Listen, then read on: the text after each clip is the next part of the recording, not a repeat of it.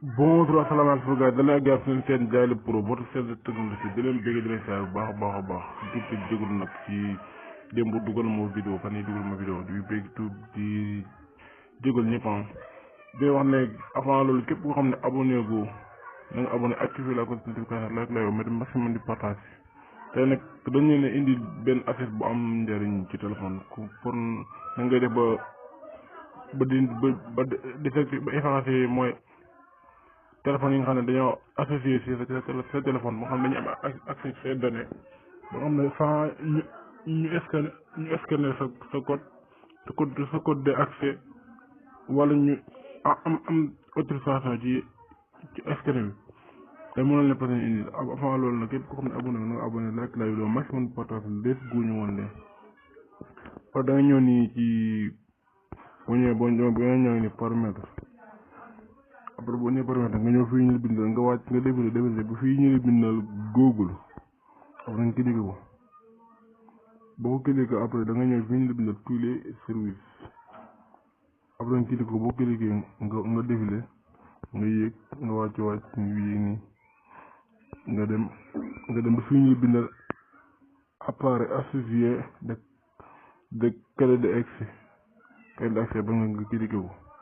bu cliquer boo ñëwee mi fi mën a appareil ci kaw appareil bi bindal la vous êtes connecté sur ces appareils vous pouvez donc utiliser des clés d'accès sans avoir à scanner de QR code bu bindal la aucun appareil associé trouvé bu ne la effacer l'association d'autres appareils. Si vous avez associé ces téléphones à d'autres appareils et scannant un QR code, vous pouvez effacer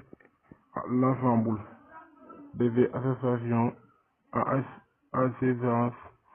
effacées. Après nga ñëw fii ñu leen effacé ci suuf ni après nga koy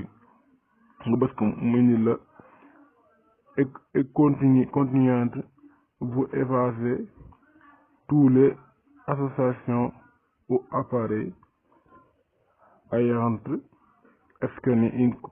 QR code après nga ñëw bës fii après nga bës fii mu daal supprimé boo ñëwee ba bësee wii rek après mu daal di ko sama gars loolu la indi loon di leen jox dégg ci yeneen i vidéo di leen ñaan ngeen abonné like la vidéo maximum partage jàmm si yéen